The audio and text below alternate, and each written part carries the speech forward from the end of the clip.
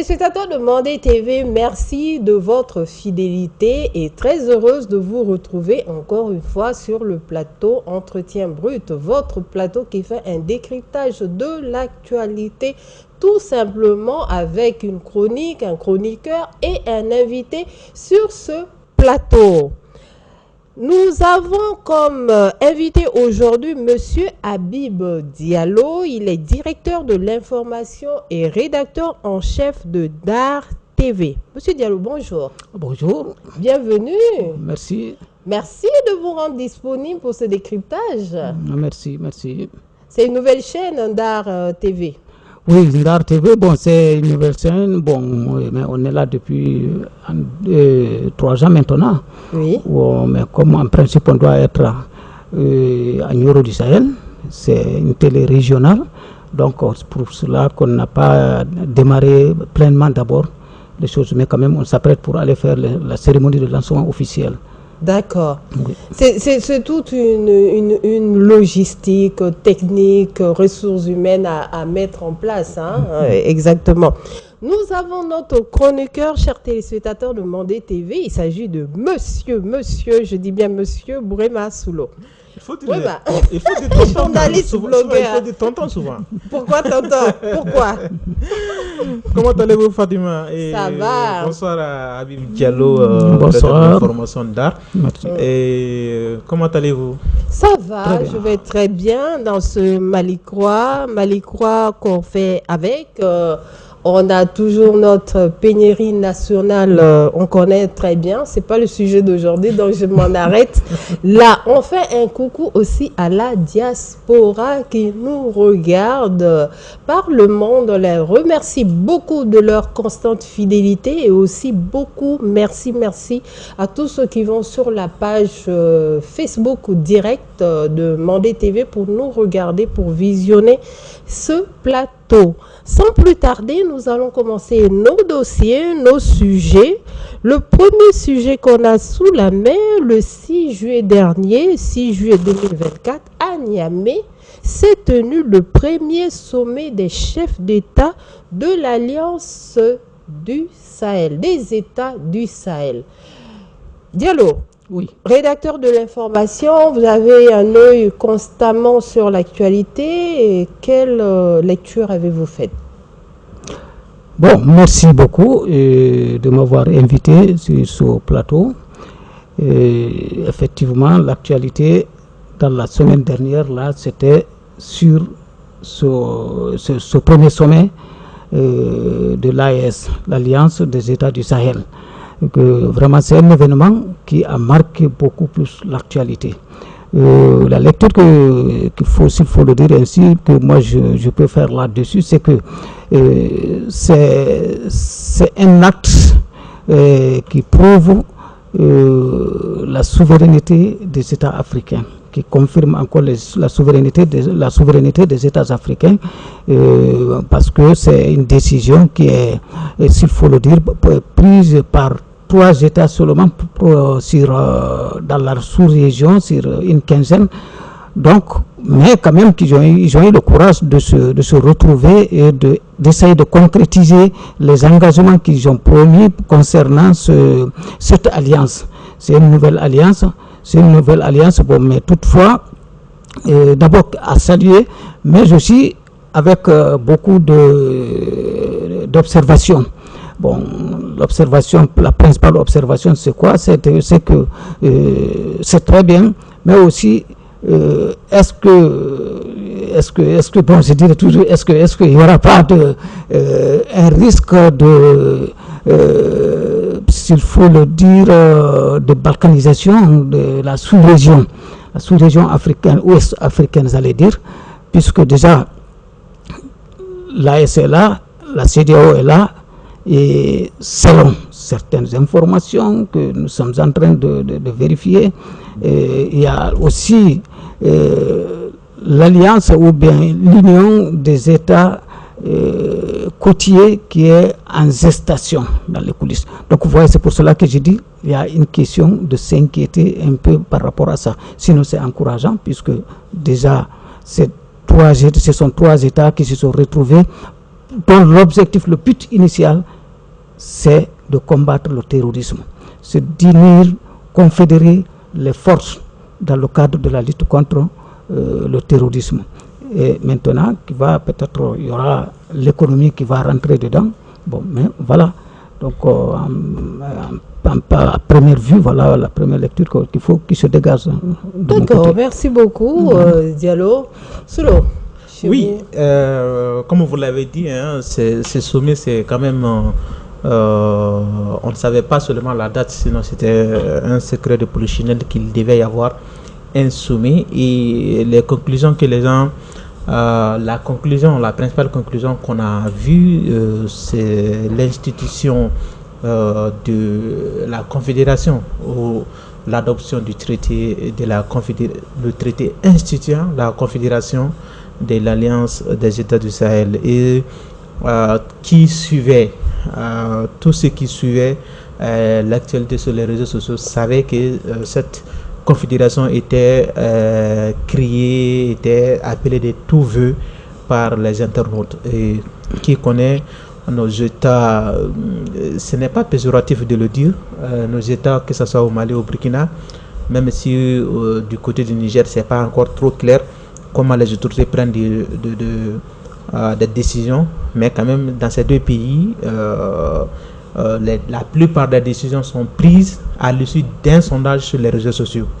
Quand sur les réseaux sociaux on entend parler qu'il va y avoir ça, ou il faut faire ça, vous les interpellez, les vidéomans, certains de leurs partisans les interpellent, et automatiquement on voit les autorités prendre la direction de ces interpellations. Et cette confédération a vu normalement, ou sur le texte a vu le jour.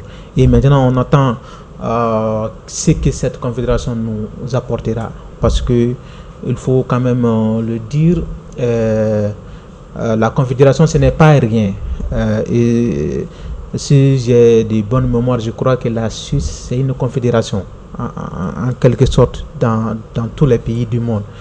C'est la seule confédération qu'on connaît.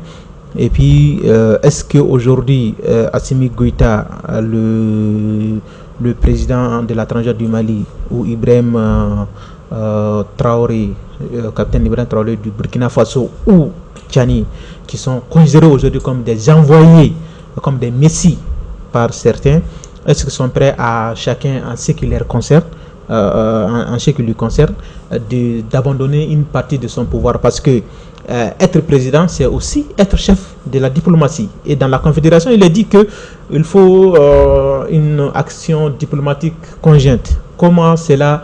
Parce que dans le besoin du Mali n'est pas forcément le besoin en matière diplomatique. Le besoin du Mali n'est pas forcément le besoin du Niger ou celui du Burkina. Et le besoin, l'intérêt du Mali n'est pas forcément l'intérêt du Burkina, l'intérêt du Niger en matière diplomatique, je parle. Sur la question de ces critères, on est tous d'accord que ça en valait la peine de créer une synergie d'action pour contrer ces trucs-là. Donc aujourd'hui, autour de cette question de la confédération, il y a toute une palette de questions, un questionnement qu'on a, et dans les jours à venir, dans les mois à venir, peut-être voire dans les années à venir, parce que personne ne connaît la limite, le mandat de ces trois présidents. Donc dans les années à venir, ce que cette confédération va apporter à ces trois États, on le verra. En tout cas, on voit que la confédération, par rapport à sa création, maintenant, elle est à 6 mois. Il y a quand même une actualité qui a beaucoup dominé sur les réseaux sociaux, c'est notamment la présidence de cette confédération, dans 1 an pour le président Assimi Goïta. La question qui se pose tout de suite, vous pensez, comme beaucoup de personnes, d'observateurs, que les transitions, apparemment, sont parties pour minimum 3 ans? Bon, moi, parce que le temps que ça fasse un tour, oui, de 1 an chacun, c'est quand même 3 ans. Très généralement, si on suit la logique qu'une administration, sinon un État, c'est la continuité, c'est une continuité. Quand on suit cette logique, on sait directement que Tiani soit là ou pas, Assimi soit là ou pas dans un an, ou même en cours de son mandat, Assimi peut partir, c'est le Mali, pas Assimi en tant que tel. Parce que c'est une présidence tournante qui a été instaurée à l'image de la conférence des chefs d'État et de gouvernement, de la CEDEAO ou d'autres organisations régionales, sous-régionales ou voire internationales. Donc à ce niveau, c'est l'État, c'est pas la tête de personne, la tête des personnes qu'on regarde. Mais dans leur tête à eux, est-ce qu'aujourd'hui, Capitaine Ibrahim Traoré qui s'est arrogé 5 ans, un quinquennat, et il a inauguré son quinquennat le 2 juillet dernier, soit quelques jours avant le sommet, et Assimi qui a, par la voix de son ministre de l'administration territoriale, a annoncé un léger report, et ça nous fait aujourd'hui peut-être 4 à 5 mois qu'on attend ces légers reports. On ne parle plus de ça. À contrario, ils ont même suspendu toutes les activités politiques. Donc, est-ce que c'est dans 2 mois, dans 2 ans, dans 3 ans, on ne le sait pas. Et Tchani, qui est toujours dans sa carcasse de putschiste, il n'a pas été officiellement installé. Il dirige le Niger avec son groupe de putschistes, qui est le CNSP. Donc, lui, on n'en parle même pas, parce que il a seulement le gouvernement, il n'a pas il n'a même pas commencé sa gouvernance institutionnelle de transition. Il n'a pas commencé d'abord.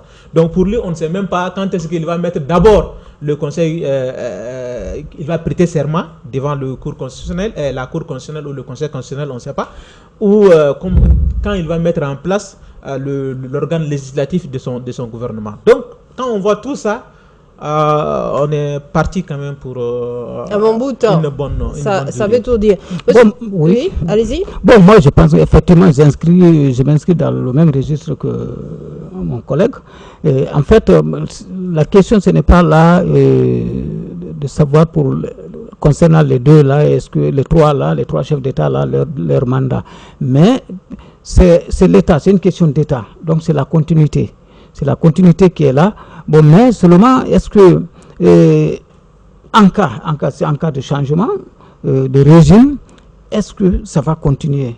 Bon, puisque déjà, c'est une jeune alliance, c'est une alliance nouvellement créée et on connaît dans quelles conditions qu'elle a vu jour. Et, au fond, dans ces 3 États-là, bon, il y a des partants, il y a des opposants aussi, même s'ils ne se manifestent pas. Même s'ils ne se manifestent pas ouvertement, bon, mais quand même, quand vous entendez les commentaires, les critiques, bon, vous allez commenter les commentaires, vous allez voir que dans les critiques, bon, il y a toujours aussi certains qui sont là, qui observent, mais vraiment avec un peu de pessimisme.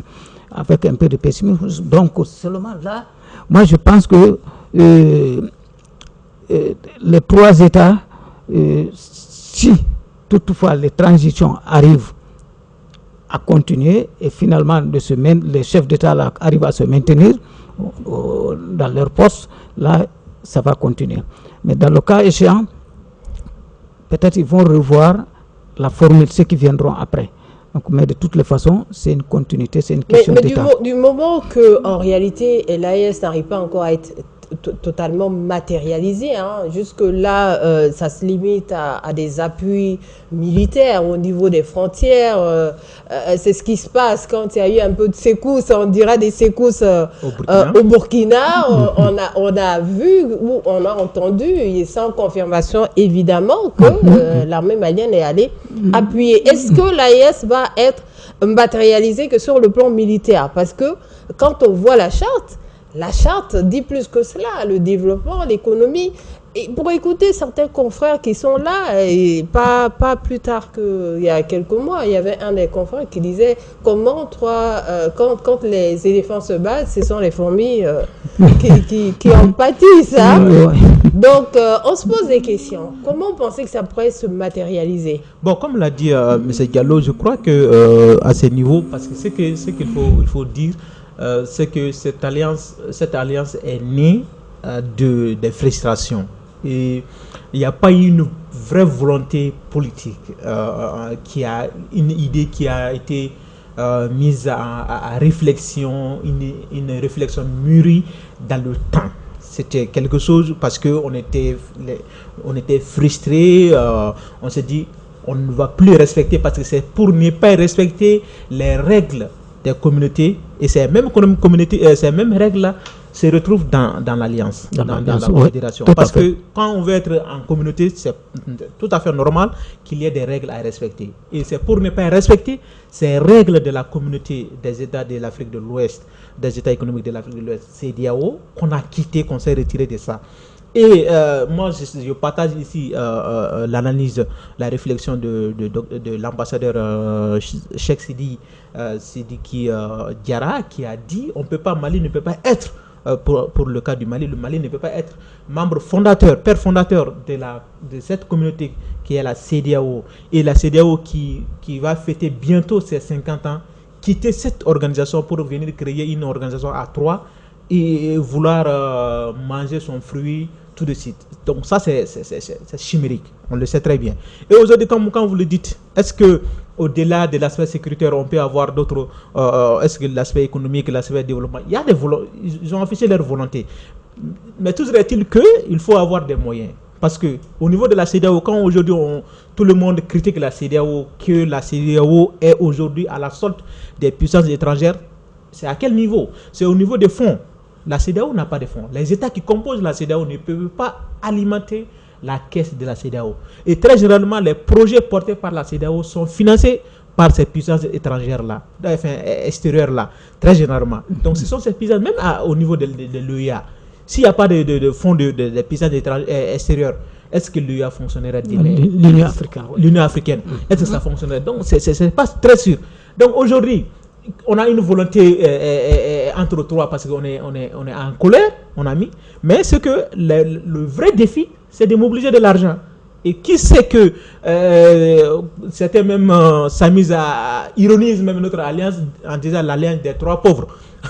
Donc, quand on sait aujourd'hui que moi, dans mon entreprise, je n'arrive pas à travailler par manque de courant parce qu'on n'a pas d'argent, et celui qui est par exemple, au Burkina, se trouve dans la même situation. Celui qui est au Niger, dans la même situation. Alors qu'on se dit nos sous-sources sont riches, on ne travaille pas, on n'a jamais travaillé. Et aujourd'hui, si on veut amener quelqu'un, c'est de l'extérieur. Et c'est extérieur-là, parce qu'on est en train de changer, comme certains aimeraient dire, un mètre par un autre. Parce qu'on a dit on n'aime pas le bloc occidental, mais on est en train de travailler avec un autre bloc. C'est le bloc soviétique. Donc, comme dans le temps on l'appelait, le bloc russe. Donc, moi ce que je dis, tant qu'on n'a pas l'argent, même si on affiche la volonté, on ne le pourra pas. Et l'aspect économique, l'aspect développement dont vous venez de parler, même l'aspect diplomatique, tant qu'on n'a pas de bonnes actions, on ne sort pas. Parce que moi j'en veux à nos diplomates, même comment la diplomatie malienne fonctionne. Moi j'en veux à ça parce que il ne suffit pas, la diplomatie ne devait pas rimer avec le populisme. On peut aussi mener une diplomatie populiste. Ça ne marchera pas. Peut-être que ça peut marcher un moment, mais ça ne marchera pas dans le long terme. Parce que les Maliens, après on applaudit. Même Dr Choguel Kokola Maïga l'a dit, les Maliens peuvent applaudir un moment. Mais arrivé à un moment crucial, si le Malien n'arrive pas à manger, le Malien n'arrive pas à manger à sa faim, n'arrive pas à bien dormir, à bien travailler, un moment, le Malien va sortir et va prendre caillou pour te casser la tête. Et pour te renvoyer. Voilà, c'est Choguel qui l'a dit ainsi. Donc il faut qu'on n'arrive pas à là. Et pour cela, il faut les chefs d'État ont fait leur mieux. Maintenant, la diplomatie doit sortir de son populisme pour aller chercher les vrais partenaires qui peuvent financer les projets qu'on va mettre en place dans nos pays respectifs. Sinon, si on reste, parce que la Russie, tout ce que la Russie peut nous faire, c'est de nous envoyer, c'est de nous vendre ces matériels militaires. La Russie n'a jamais eu une agence de développement dans son histoire. Et nous, on n'a jamais entendu parler que le Mali a un projet au Mali qui a été financé par l'agence de développement russe. Donc ça n'a jamais été le cas. Donc à ce niveau-là, il faut aller sortir de ce populisme-là pour aller chercher de l'argent pour le bonheur de nos populations. Voilà, dans le même ordre d'idée, si vous me permettez, moi je pense que là, la question qui est là, la question fondamentale, est-ce que nos trois États-là ont les moyens de leur politique, de leur volonté politique. Exactement. Parce que c'est carrément le nœud, de toute cette guerre. Voilà, le temps risquera de nous faire défaut. Moi, j'ai envie de vous demander, parmi les discours de ces chefs, de ces présidents de transition, on a écouté le discours d'Assimi Goïta, les autres. Qu'est-ce qui a été un peu pertinent pour vous, assez rapidement? Bon, moi c'est des discours qu'on a déjà entendus, hein. J'ai suivi en direct. C'était juste un rebelote. Ils ont juste voilà, réchauffé. Sinon, on a entendu parler de ces discours, même si ce n'est pas leur bouche qui en ont dit. On a entendu parler sur les réseaux sociaux, tout le monde. Donc, c'est pour cela qu'Ibé n'a même pas lu son discours. Il a fait un monologue de quelques minutes. Et voilà. Donc, c'est des discours qu'on s'attendait, qu'on connaissait déjà la teneur. Donc, il n'y a pas eu de... Il n'y a pas eu un plus. Voilà. Mais moi, je pense que quand même, il y a quelque chose à retenir dedans, parce que quand Assimi a dit qu'on est en train d'observer des progrès côté sécuritaire. C'est pas nouveau quand même. Voilà, ce n'est pas nouveau quand même, mais quand même, il faut insister là-dessus, parce que c'est une question je crois, de galvaniser, de moraliser les troupes, pour que vraiment qu'il y ait davantage de courage. Donc là, de ce point-là, moi je pense que c'est un peu intéressant, et ça mérite d'être retenu comme un point un peu intéressant quand même.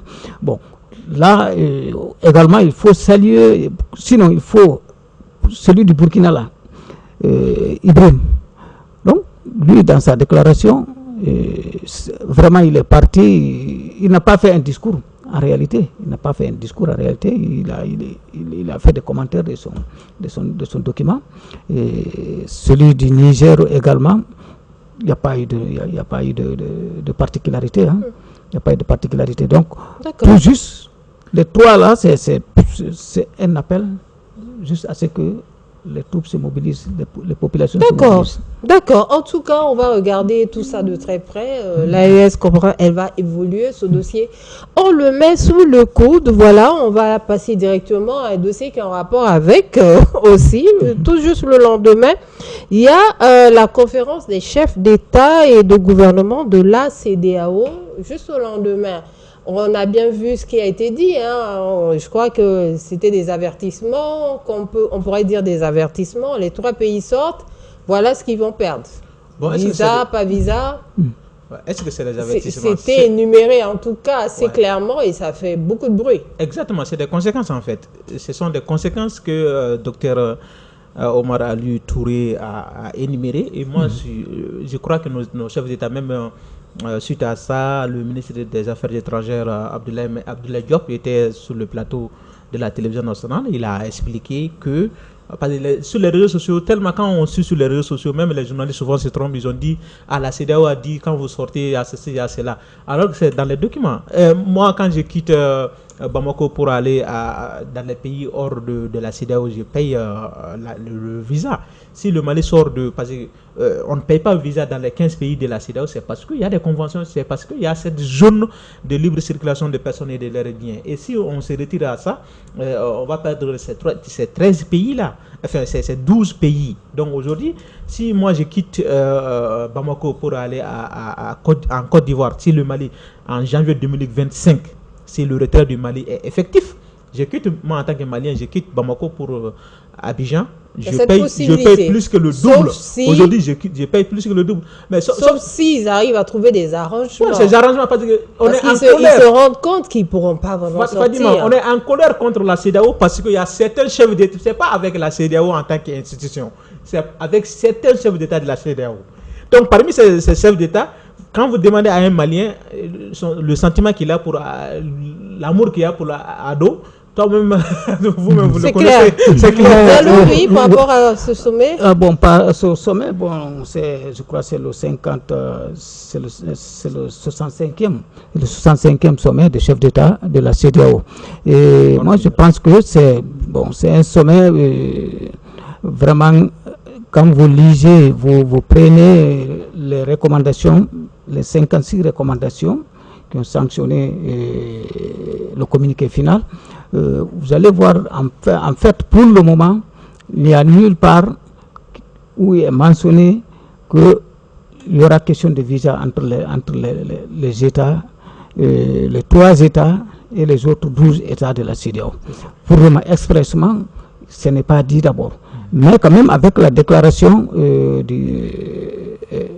Touré, là, pratiquement, lui, c'est un avertissement qu'il a dégagé, qu'il a fait savoir, et c'est ce qui se dit dans les coulisses de l'institution.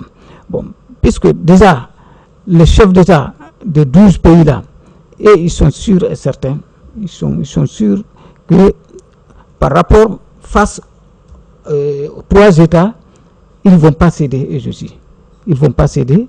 Donc, ils vont prendre toutes les dispositions pour que vraiment il n'arrive pas à y avoir de l'éclatement.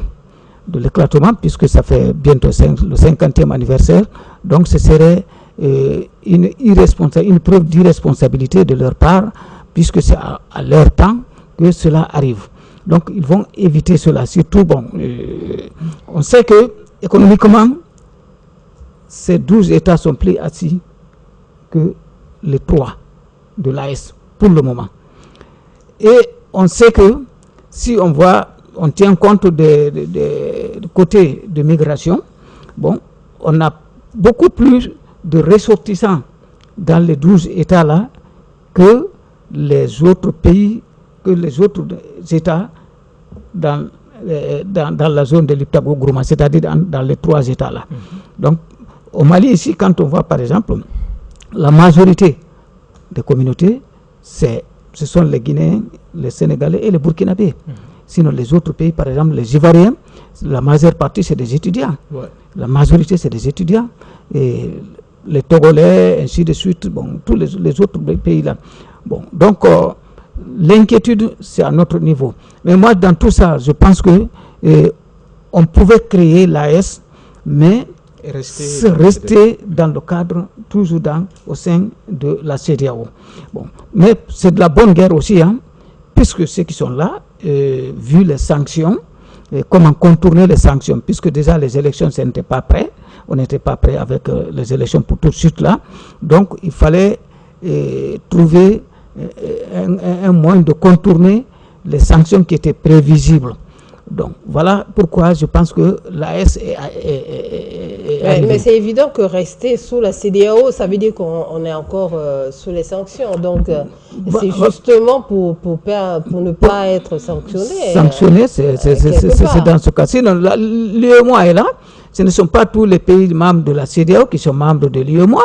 Mais quand même, l'UEMOA et la CEDEAO, ça fonctionne parallèlement. Des fois, la présidence est assurée par elle-même. On a vu au Mali ici, Alpha Omar Konaré a assuré, je crois, 2 fois, 2 mandats successifs, étant président de l'UEMOA et de la CEDEAO. Donc, là, moi, je pensais que vraiment, on allait créer l'AES sur le plan sécuritaire et rester dans le cadre de la CEDEAO. Et dans le cas échéant, engager, vraiment comme vient de le dire de mon confrère, engager une diplomatie vraiment pour ne pas qu'il y ait de l'éclatement. Donc mais quand même, c'est devenu, c'est parti, le coup est parti.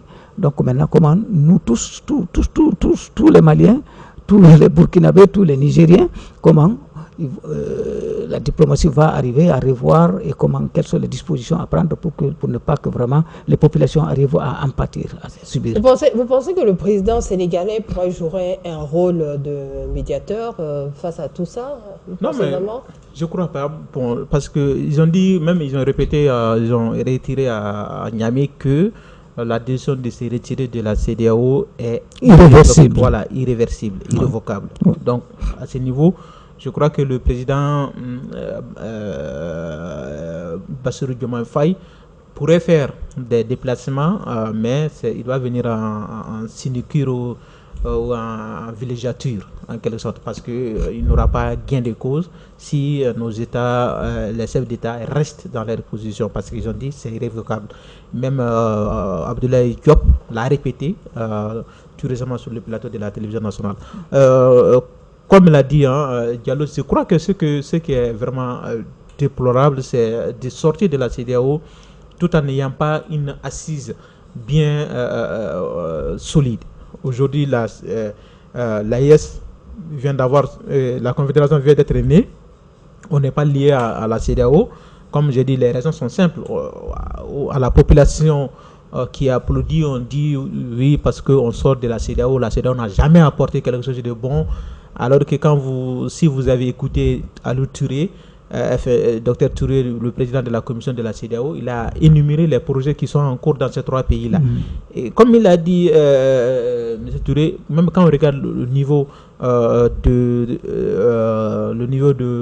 d'immigration, les Maliens qui sont en Côte d'Ivoire aujourd'hui, on s'avoisine vers les 4 millions de Maliens là-bas. Alors qu'inversement, quand on calcule les Ivoiriens qui sont au Mali, 1 million, 2 millions, c'est 2000 personnes. Ici, c'est, je crois pas, je connais pas le chiffre exact, mais ça pourrait pas dépasser. C'est pas très équilibré. Donc, du coup, Bassirou Diomaye Faye, je ne crois pas qu'il peut changer la tendance.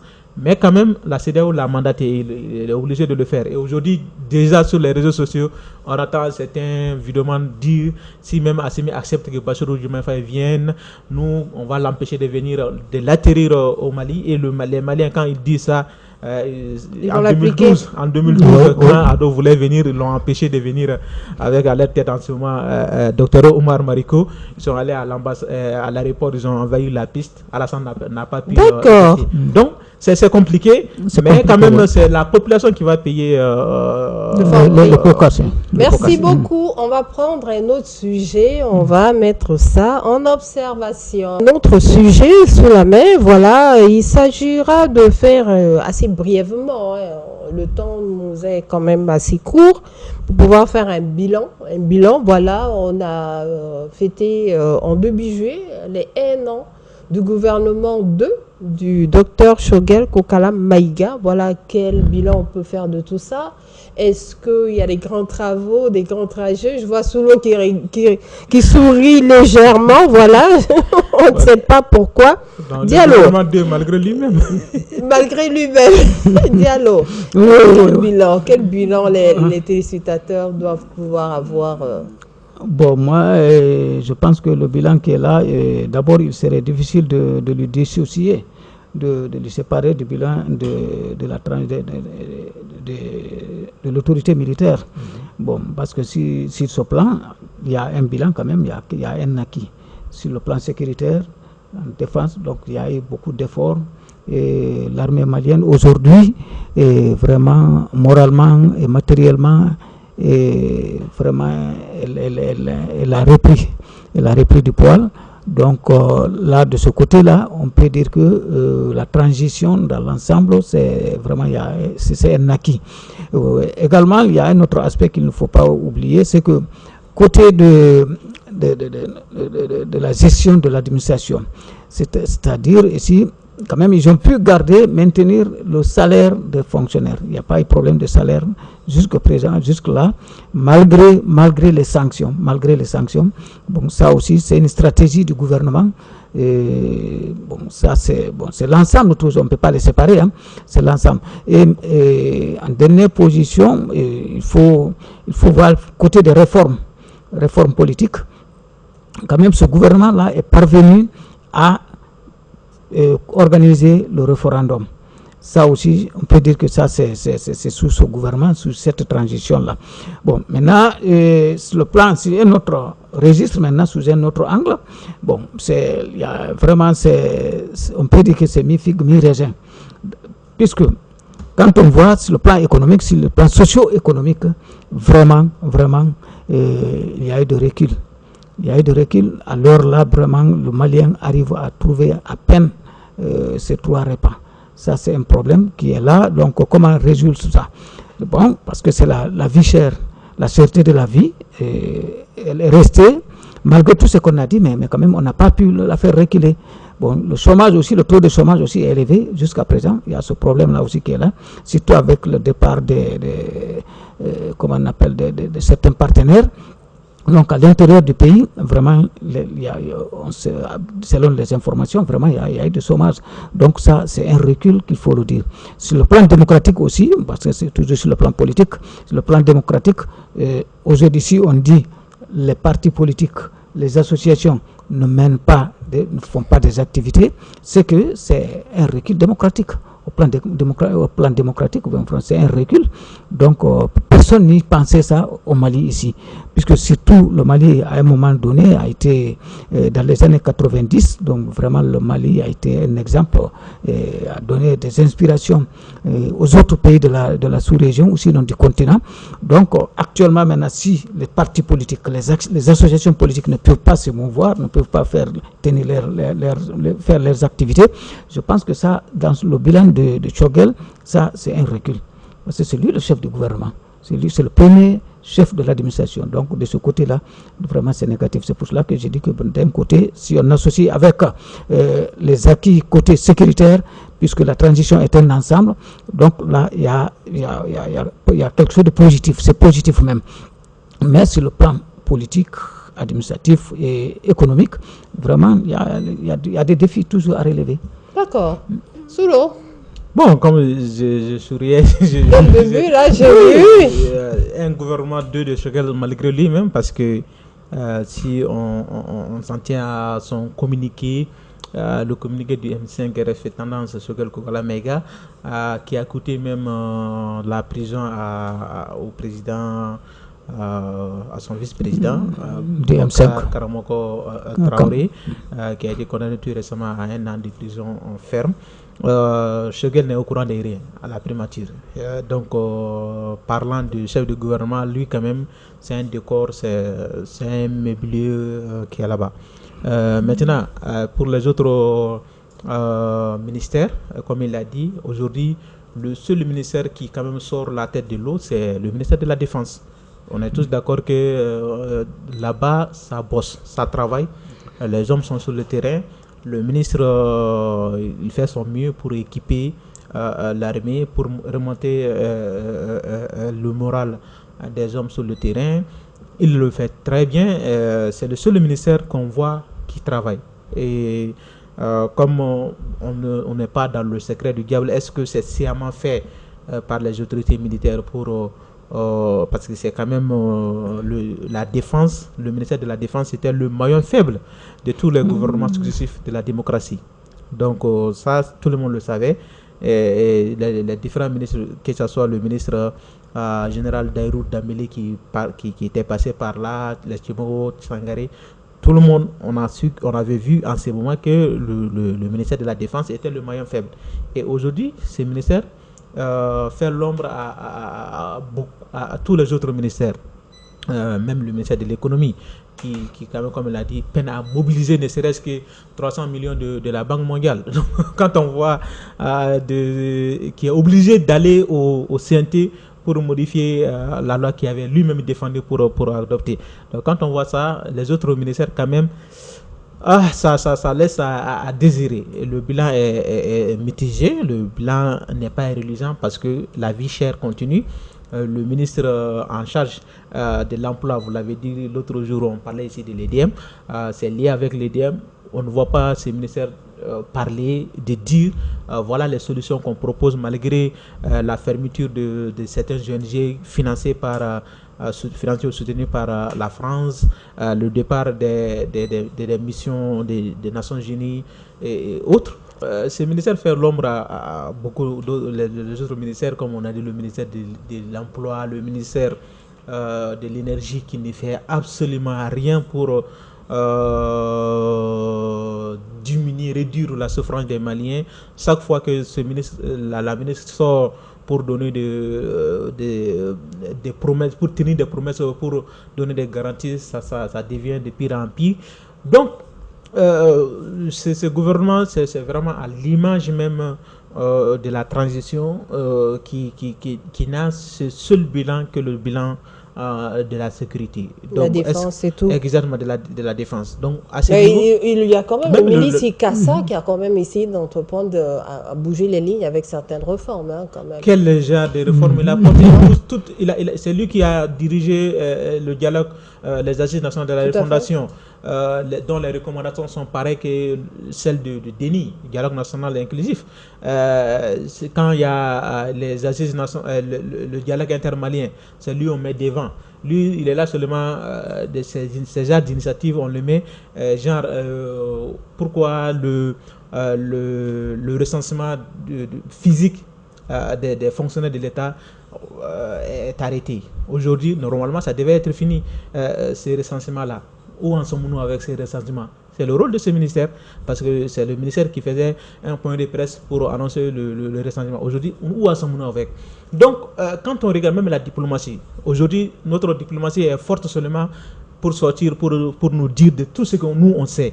Tout ce que nous, on sait comme problème. Quelle est la solution diplomatique que ce ministère a pour nous? On n'a pas vu d'abord. Il faut qu'il nous montre. C'est à part chasser les partenaires qui sont là. Le ministère de la refondation, comme il a dit, à part réduire les marges de manœuvre des Maliens, parce que quand le ministère de l'administration territoriale qui interdit, qui dissout des associations, qui interdit des activités politiques, donc vous voyez qu'on est en recul, comme l'a dit M. Diallo. Donc quand on met tout ça ensemble, il y a certains qui trouveront que oui, parce qu'on est en train de faire tout ça pour s'affirmer. On peut s'affirmer sans faire certaines choses, parce que les Maliens ont un mauvais souvenir d'un régime militaire. Et aujourd'hui, les jeunes qui applaudissent, la plupart des jeunes qui applaudissent ce régime, vous allez trouver, quand vous regardez leur âge, ça varie entre 30, 32, 33 ans. Donc soit après Moussa Traoré. C'est des jeunes qui sont nés après Moussa Traoré qui applaudissent le régime militaire. Et aujourd'hui, la plupart de ceux-là, même les politiques qui étaient à la base, on les avait à l'époque rappelés. Il faut un consensus politique pour faire fléchir Ibeka, au lieu d'appeler à un coup d'État. Ils ont fait, aujourd'hui, aucun parti politique ne peut s'exercer sur le territoire malien.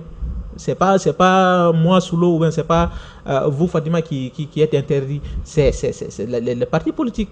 Et la plupart de ceux-là qui étaient à la base de l'avènement de ces régimes, vous allez trouver que soit ils sont en exil, soit ils sont en prison, soit ils sont la justice, votre évaluation de la justice avec ce exactement. La justice est devenue, c'est le ministère de la Justice. Et beaucoup de gens le voient comme le bras armé de la...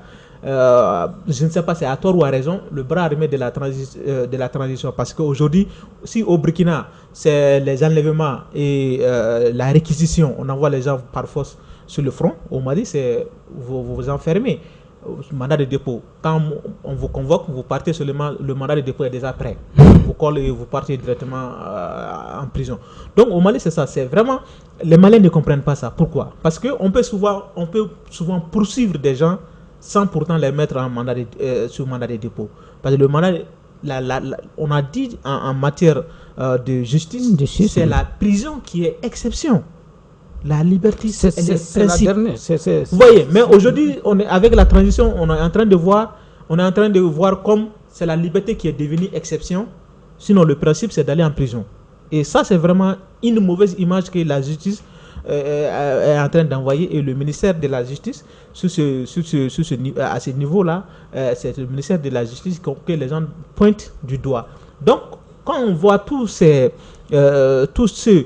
qu'on a, certes, vous allez trouver qu'ils ont fait des efforts en matière, ils ont innové des prisons, ils ont innové des commissariats. Il y a beaucoup de trucs, mais pour les Maliens aujourd'hui, quand vous leur demandez, oui, vous soutenez la transition, la récupération de Kidal, c'est quand même quelque chose de grandiose pour les Maliens, parce que moi-même aujourd'hui, chaque fois que je me réveille, je me dis alhamdulillah, Kidal fait partie du Mali. Ça, personne au Mali, que vous soyez diable ou ange, n'aimerait voir Kidal hors du contrôle du Mali. Oui. Aujourd'hui, tout le monde est fier de ça. Ça, c'est vraiment une victoire extraordinaire pour le Mali. Et ça, c'est à l'actif du seul ministère de la Défense. Donc, les autres ministères, moi, je disais même souvent à certains amis, il faut réduire le nombre de ministères qu'on a. Aujourd'hui, on a à peu près 25 ministères. Il faut les réduire et laisser les autres ministres qui prennent, même le président Assimi l'a dit, ils ne prennent pas la totalité de leur salaire, même ces montants qu'ils gagnent là. Ça peut aider le gouvernement qui va être formé, même si ça a 10 ministères, parce que les autres, qu'est-ce qu'ils font? Nous, on ne voit pas. Et ils ne parlent pas. Donc c'est compliqué pour nous de les juger dans ce qu'ils font. D'accord, Diallo. Oui. Donc en fait c'est ça, hein, la conclusion, bon, c'est que vraiment dans l'ensemble, c'est sur le plan sécuritaire. La défense, c'est là où vraiment il y a eu des résultats, des acquis qu'il faut saluer. Maintenant pour le reste, sur le plan politique, vraiment c'est un recul. C'est un recul dans l'ensemble. Vraiment, il n'y a pas eu de... À l'exception de référendum, moi je ne vois pas autre chose que la tenue et la régularité des salaires. Ça aussi il faut saluer ça. Donc ça c'est quand même la régularité des salaires, c'est un b.a.-ba, c'est pas un élément super clé d'une gouvernance. Mais attention, parce que saluer. Attention, au temps de Moussa ici, on a vu qu'il y avait problème de salaire. Si cette transition va à ce niveau, à ne pas pouvoir payer les salaires des fonctionnaires, c'est moi, ce qu'il faut aussi saluer, c'est que tout ce qu'on peut dire sur les autres volets, tout, on peut le dire. Mais les journalistes, à part qu'ils ne sont pas invités, qui ne soient pas invités à Koloba, ou quand on couvre même les activités du président, c'est très très difficile souvent d'accéder à ces trucs, à ces activités. À part ça, la presse est relativement épargnée par la transition. On peut dire tout ce qu'on veut sur cette transition sur les plateaux, et beaucoup le disent, beaucoup critiquent. Je crois qu'à ce niveau, on peut saluer la transition quand même, de laisser la presse dire tout ce qu'elle veut. Oui, parce que malgré votre mine, moi je suis quand même à ce niveau, je suis vraiment content que... Parce que moi je ne dirais pas laisser. Au pays comme en Guinée. Je ne suis pas d'accord avec vous. En Guinée, c'est pas laisser, c'est un b.a.-ba. Il y a des choses qui sont des b.a.-ba. En Guinée, c'est un b.a.-ba. Là-bas, c'est pas un b.a.-ba. Là-bas, c'est vraiment une répression. Oui, contre la presse. Aujourd'hui, on ne doit avoir ni l'un ni l'autre. On ne doit pas dire que oui, c'est une faveur. Non, c'est pas une faveur. On ne doit pas aussi dire que c'est on leur laisse travailler. Oui, parce que là, ça doit être normal. Si on nous empêche, on n'a rien, on peut rien faire. Mais si on ne nous empêche pas, quand même, il faut reconnaître cette partie-là. On nous laisse travailler. Je préfère cette formulation. Voilà, on nous laisse travailler. Pour dire jusqu'à présent. Autre chose. Alors, chers collègues, les dossiers ici sur le territoire malien, voilà, sont bouclés. Nous allons aller chez le voisin en région. Nous avons un dossier, il s'agit de la République de Guinée. Voilà, une actualité qui est passée comme ça, on n'a pas trop regardé cela, mais c'est quand même important, il faut qu'on en parle ici sur ce plateau. Il s'agit de la situation du corridor, voilà, entre le Mali et la République de Guinée. Récemment, depuis mai 2024, un tronçon qui était logiquement gratuit, maintenant est payant. Diallo, vous pouvez nous en dire plus, qu'est-ce qui se passe ? Bon, effectivement, depuis au temps des régimes d'ATT et de Lansana Conté, ce tronçon, ce corridor était gratuit pour les opérateurs économiques maliens. Ça, c'était salué, mais cela est dû, c'est le résultat d'un effort qui a été fourni par l'équipe du Conseil malien des chargeurs de l'époque. Bon. Et c'était le secrétaire général, c'était un Saliou Guiro, avec son équipe. Voilà. Donc vraiment, ils se sont bâtis en collaboration avec l'ambassade de Guinée à Bamako. Donc ils ont eu à travailler vraiment, faire des études, des enquêtes et faire un rapport. Et quand ils ont déposé le rapport au niveau de l'ambassade de Guinée a fait remonter par valise diplomatique le dossier à Conakry. Quand Lansana Conté a reçu ce dossier, donc il a saisi ATT, son homologue malien. Bon, ATT aussi a reçu le dossier par les affaires étrangères. Donc, ils ont examiné, ils ont vu que vraiment, entre le Mali et la Guinée, il ne doit pas y avoir de tracasseries. Donc, c'est des pays frères, c'est des pays voisins, et c'est des pays dont les populations sont ensemble depuis toujours. Donc là, mais à la dernière minute, en mai dernier, à la grande surprise, ça a été annoncé que désormais le corridor là, c'est payant. C'est payant, et chaque gros porteur malien ou guinéen à destination de Bamako doit débourser $300. $300 en calculant sur près d'un million de véhicules, c'est quelque chose. $300 pour un seul véhicule, pour un passage. Pour un passage, oui. Oh. Donc, ça, c'est quelque chose. C'est beaucoup. Donc, le Conseil malien de chargeurs, ils ont formé une délégation pour aller à Conakry et pour demander qu'est-ce qui ne va pas. Donc, au niveau du port autonome de Conakry et à la direction nationale des douanes de Conakry, de la Guinée.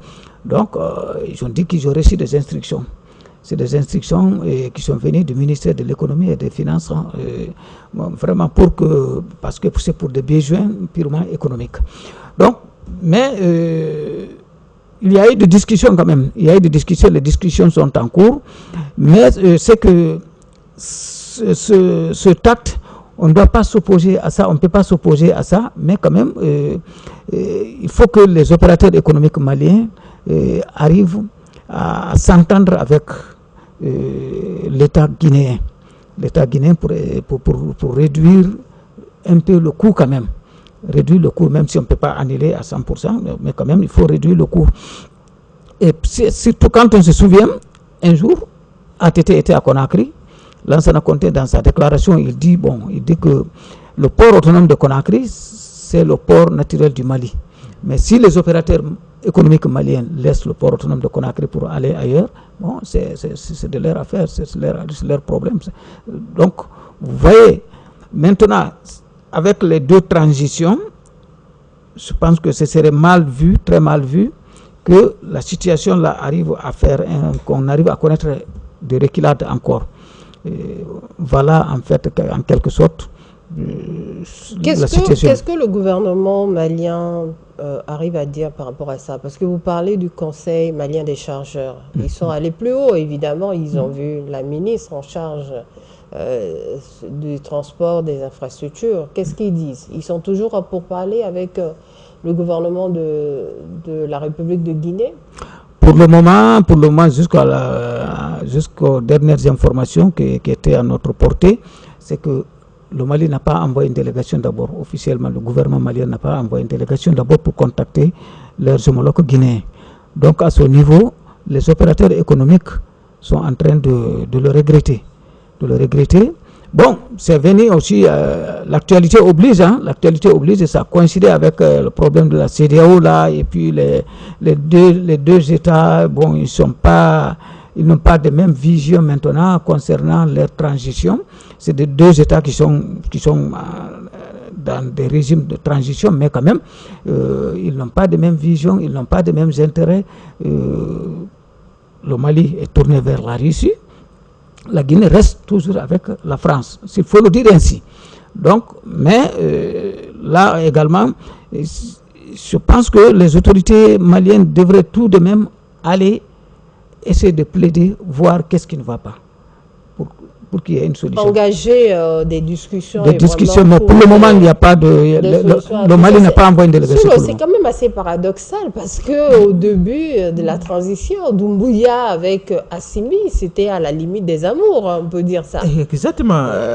Pour rappel, Mamadou Doumbouya était venu même je crois, le 22 septembre de 2022 ou 2021, il était au Mali pour célébrer avec les Maliens la fête anniversaire de l'accession du Mali à l'indépendance.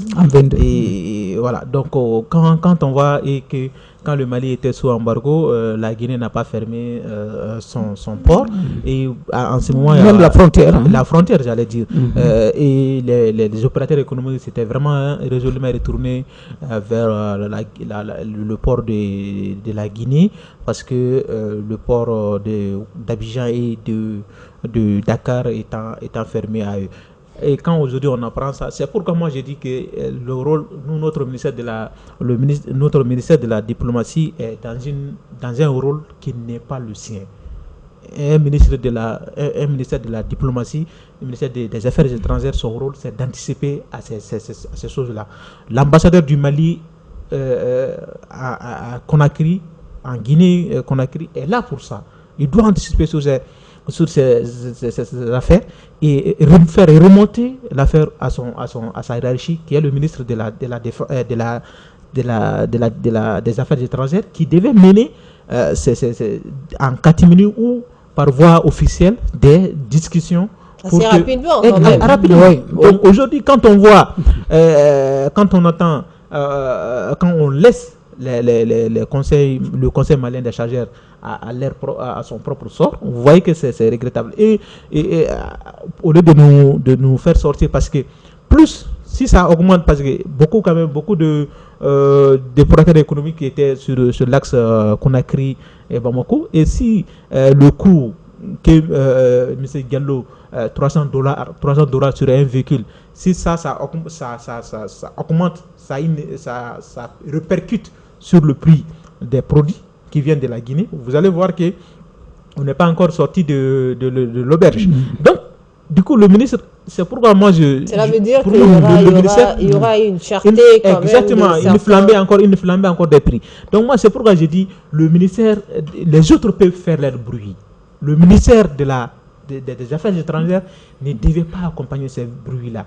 Même si il devait faire ces bruits, il faut, avec le président qui est le premier diplomate du pays, le président de la transition, avec le premier diplomate du pays, ils doivent avoir une vision plus claire, plus souterraine pour endormir le peuple. Avec le peuple en disant, peut-être ce qu'on vous dit en haut c'est ça, mais en souterrain, être avec dans des bonnes relations, revoir les approches avec les voisins. Okay. Et comme je disais, aujourd'hui l'intérêt du Mali est menacé au niveau de la Guinée. Qu'est-ce que le Burkina peut faire dans le cadre de l'AES?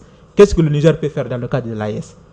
On n'a pas ces deux pays ne sont pas déjà la preuve, il y a déjà un peu de tension entre le Niger et le Bénin. Exactement. Ces deux pays, voilà. Le Mali jusque-là ne réagit pas. Qu'est-ce que le Mali a pu faire? Qu'est-ce que le Burkina a pu faire? Donc, à ce niveau, c'est ça. C'est pourquoi au début de notre entretien, j'avais dit, à un moment donné, il va y avoir divergence d'intérêts et de points de vue. Donc, et on est en train d'arriver là. Et au Mali, aujourd'hui, les Maliens sont confrontés à ça. Si on a une alternative vers Guinée, vers Burkina, si on part vers Burkina, on va viser le port de Lomé. Mais la distance et le temps qu'on va mettre, l'argent qu'on va mettre, c'est combien? Donc, vous voyez qu'on est très mal barré. Mais bon, comme chez nous on dit... Et là également aussi, parce que comme je disais au départ là, il y a des sources, c'est pas confirmé d'abord, mais quand même il y a des sources que les pays côtiers sont en train de se concerter à l'heure là. Vous voyez. Voilà, donc, pour mettre une union comme vous l'avez dit. Pour une union, donc vous voyez que, et si cela arrive à aboutir, donc vous voyez que parce que là, ce sera comme l'OADA, donc il y aura, les tarifs seront homologués, tout sera vraiment réglementé et uniformisé, et il y aura une solidarité sans qu'on le dise, mais quand même c'est une solidarité contre les pays enclavés. Donc vous voyez, donc là il faudra que la diplomatie fonctionne très bien dans ce domaine-là. C'est pas seulement sur le plan politique, il faut aller sur le plan économique encore, sur tous les terrains. La diplomatie c'est ça, il faut aller sur tous les terrains, voir qu'est-ce qu'il y a lieu de faire. Il faut prévenir, parce que gouverner c'est prévenir, donc il faut voir là où vraiment les intérêts du pays se trouvent, les intérêts des populations se trouvent. Il faut aller dans ce sens-là, anticiper les choses. C'est pourquoi je dis, la diplomatie c'est quand même le domaine traversal qu'offre un gouvernement. Le ministre au ministère des Affaires étrangères, il y a tous les profils. C'est pas seulement un seul profil, on dit tu es diplomate. Non, il y a toutes les sciences sont étudiées là-bas. Donc on ne peut pas, nous au Mali, on ne doit pas concevoir que en Guinée ça trame ça, parce que vous allez trouver qu'avant la prise de décision jusqu'à l'application, c'est quand même, il va y avoir un moment, un temps pour ça. Donc le ministre, l'ambassadeur qui est là-bas n'est pas au courant de tout ça jusqu'à ce que ça tombe dans leur tête. Donc il faut que c'est des questions qu'on se poserait. On va essayer de rentrer en contact, si possible, avec l'ambassadeur sur place, s'il a un peu d'éclaircissement à nous donner par rapport à cela. On va rester toujours en Guinée. Il y a une actualité aussi qui est tombée. C'est une personnalité, pas des moindres, hein, quand même, l'ex numéro 2 de la transition en République de Guinée, l'ex-état-major des armées, Sadiba Koulibaly, qui a été arrêté le 4 juin dernier et qui est décédé quelques jours après, le 25 juin. Ça fait beaucoup de bruit, on essaye de comprendre, destituer même de général à colonel, comment ça s'explique? Je me permets de vous poser cette question, Monsieur Diallo, parce que vous avez quand même beaucoup de casquettes, on n'a pas eu le temps de les citer ici, correspondant de la RTG, formé dans les écoles guinéennes pour être journaliste. Vous êtes bien teinté de l'actualité guinéenne. Qu'est-ce qu'on peut savoir de plus de tout ça? Et que surtout ce qui est assez étrange, c'est que rien ne se passe, rien ne se dit, c'est passé comme une lettre, sans bruit.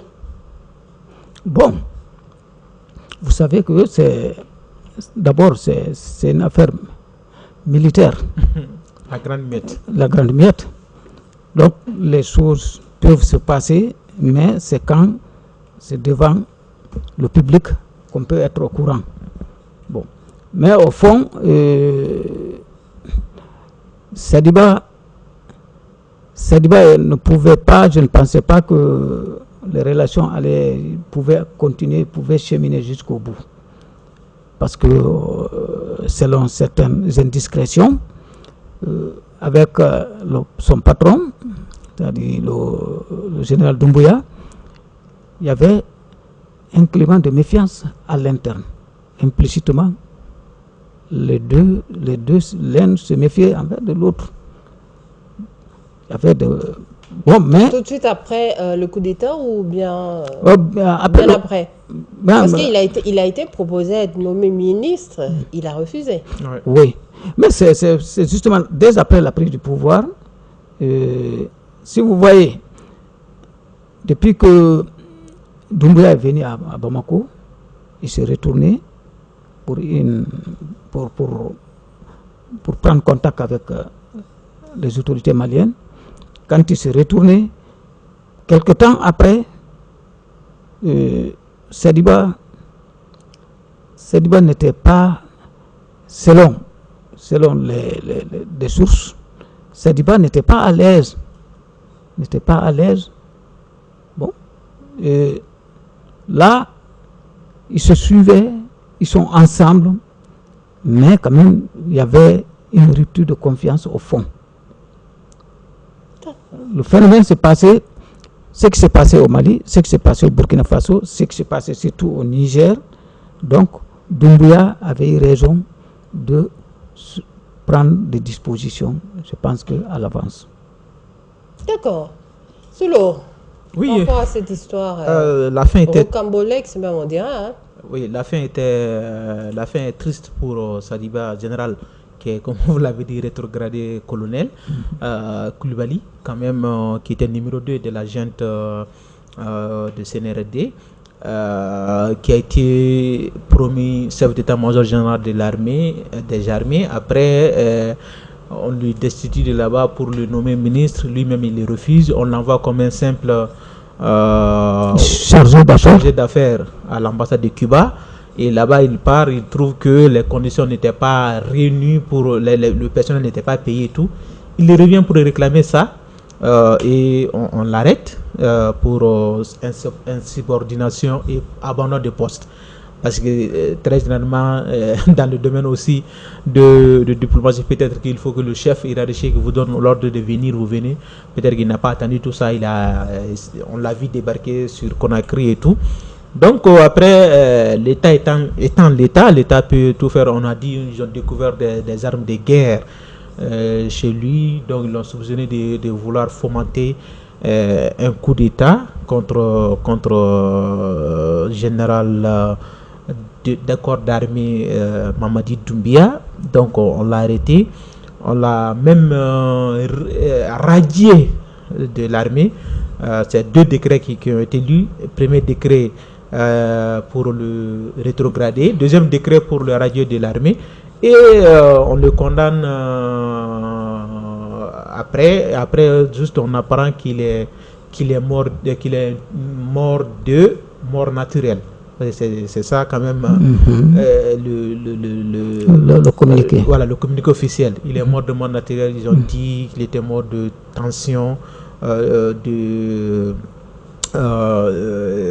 crise cardiaque. Crise cardiaque due à des surcharges émotionnelles ou psychologiques, quelque chose comme ça. C'est des termes médicaux qu'ils ont employés pour le génie. Mais quand même, beaucoup n'ont pas cru à ça parce que même la femme, quand ils ont envoyé le corps dans son village natal, sa femme n'a pas voulu rentrer dans le cortège. Elle a dit elle va partir après.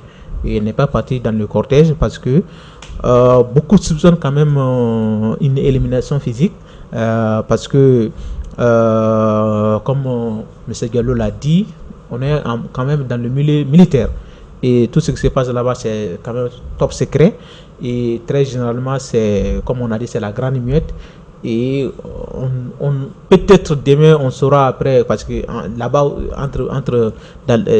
chez les militaires aussi les trahisons aussi sont légion. Donc peut-être quelqu'un pourra quitter Guinée parce que tout le monde quand même n'est pas insensible à certaines situations. Peut-être il va y avoir des défections qui vont pouvoir quitter Guinée et qui vont peut-être dévoiler ces secrets-là, comment Saliba est tué. Mais aujourd'hui, tout ce qu'on peut dire, c'est quand même, selon le médecin légiste, il est mort de mort naturelle. Donc voilà, la mort peut nous frapper à n'importe quel moment, on est croyant et on peut aussi croire à cette thèse. Mais quand même, ça a été très brutal pour les Guinéens, pour certains Guinéens que nous suivions, qui ont dit non, c'est pas possible et tout. En tout cas, très généralement, on a dit la révolution mange ou nourrit de ses enfants. Et très généralement, ça arrive. Et comme il a dit, s'il y a méfiance entre 2 hommes forts, le premier qui donne le premier coup, c'est toujours lui qui survit. En tout cas, c'est une fin vraiment qu'on ne s'y attendait pas. Oui, on ne s'y attendait pas, mais depuis qu'il a été destitué de chef d'état-major général, là, c'est là-bas que les déboires ont commencé. Exactement. Les déboires ont commencé là-bas. Donc, il a été nommé ministre, comme il vient de le rappeler. Il a été nommé comme ministre, mais il n'a pas accepté de prendre fonction. Et maintenant, pour l'éloigner, on l'a envoyé au Kiba. Donc, comme chargé d'affaires, parce qu'il n'y a pas un ambassadeur là-bas en ce moment. L'ambassadeur qui était là-bas depuis qu'il est rentré après la prise du pouvoir par l'armée, qui était le général Idi Amin Dada. Donc il n'y a pas eu un ambassadeur nommé, donc c'est lui qui a été envoyé comme chargé d'affaires. Donc vous voyez que les choses, l'histoire c'est imprévisible, quoi. Il n'y a pas de logique dans les choses. Celui qui était le numéro 2 du régime, en prenant le pouvoir, est appelé celui qui était un ambassadeur, l'autre qui était un ambassadeur. Maintenant, c'est le numéro 2 là qui va à sa place. Et là, il reste là-bas, comme il vient de le dire, mon confrère, dans des conditions vraiment de personnel, parce que vous savez que c'est pour cela qu'il faut que la diplomatie fonctionne bien dans nos États. Parce que au Kiba, jusqu'à présent, les sanctions des Américains posent problème. Même ceux qui sont là-bas. Donc, le personnel de l'ambassade de Guinée à la Havane, ils ne reçoivent pas leur salaire. Ils sont dans des conditions d'après la déclaration de Saliba. Donc, vu cette situation-là, il a écrit, il a appelé, il a contacté son ministre, son chef hiérarchique, mais il n'y a pas eu de solution. Donc, avant, les salaires passaient par l'Espagne. Mais les Espagnols, avec qu'ils ont eu des menaces par les États-Unis, donc ils disent que maintenant, qu'ils ferment ce canal-là. Donc c'est la diplomatie qui devait en principe prendre fonctionner. Donc c'est ainsi qu'il est revenu maintenant. Il a informé son ministre pour revenir. Bon, et quand il est revenu, donc c'était devenu, parce que dans les principes diplomatiques là, effectivement, un ambassadeur, tu ne dois pas faire déplacement tant que les affaires étrangères ne t'autorisent pas. Donc avant de recevoir l'autorisation, il est venu et voilà c'est ce qui est arrivé. Ça a été un engrenage pour lui et finalement... Voilà, bon, sinon c'est le 14 qu'il a été condamné. Hein. C'est ça. 5 ans de prison. Ah, c'est le 14 au lieu du 4. L'arrestation. Ah, ça c'est l'arrestation le 4. L'interpellation. Voilà. Maintenant le procès, le 14. Et 10 jours après, malheureusement, on est décédé. C'est pourquoi les gens se posent la question, parce que vous ne pouvez pas radier quelqu'un de l'armée, parce que quand vous le condamnez, vous le radiez, quand même il n'est plus de votre corps. Et quand on a vu comment l'armée s'en est occupée de son corps, avec les honneurs militaires, on a vu que il y a quelque chose qui cloche, parce que ce n'était pas normal quand même. Si la personne est soit militaire, soit elle n'est pas militaire, c'est vous qui le radiez. Je ne sais pas si ça se faisait dans d'autres situations. Moi, je pense que dans ce domaine-là, même quand on voit des retraités... oui, ça c'est des retraités, mais quand on vous radie, normalement c'est pour des fautes graves. C'est pour des fautes graves. C'est pour des fautes graves, on ne doit pas vous réhabiliter. Si peut-être que le président prend des décisions pour des grâces, là, on va comprendre. Non, il n'y a pas de réhabilitation. Hein. Voilà. Il n'a pas été réhabilité. Voilà. Il n'a pas été réhabilité. Seulement que l'armée a pris des dispositions pour accompagner son corps, puisque même pour restituer le corps, ça a été une des conditions. Sinon, c'était la condition principale du gouvernement qui a été posée par le gouvernement. Ils ont dit que l'armée va s'occuper l'État va s'occuper de son corps. Bon, mais de toutes les façons, puisque aussi il a été un homme d'État, je pense que ça aussi... Est-ce que ce n'est pas pour éviter l'autopsie et tout ça? Bon, ça c'est l'avenir qui va le dire, parce que son avocat, ses avocats sont en train de faire des enquêtes. Et il a été demandé que des enquêtes soient ouvertes pour voir, pour vérifier. Mais pour le moment, ce qui est un peu étonnant, c'est que sa famille biologique n'a pas réagi d'abord officiellement. Sa famille biologique n'a pas réagi d'abord. Ce sont ses avocats toujours qui font des déclarations. D'accord. Merci beaucoup, téléspectateurs de Mandé TV. Nous arrivons à la fin de notre plateau d'aujourd'hui, de ce décryptage d'aujourd'hui. Voilà. Nous sommes avec Monsieur Diallo Habib. Il est le directeur de l'information et rédacteur en chef de Ndar TV. Monsieur Diallo, merci beaucoup. Merci à vous. Merci à vous. On s'est dit sûrement à une prochaine, chers collègues. Merci. Sous l'eau. À la prochaine, journaliste, blogueur, il nous tient la chronique ici sur le plateau de Mandé TV. On remercie nos téléspectateurs fidèles. On se dit à la prochaine. Restez sur les ondes de Mandé TV. Allez-y sur nos pages YouTube, Facebook. Mandé TV, Reflet du Mali. Et je remercie la technique qui a assuré cet enregistrement. On se dit à la prochaine.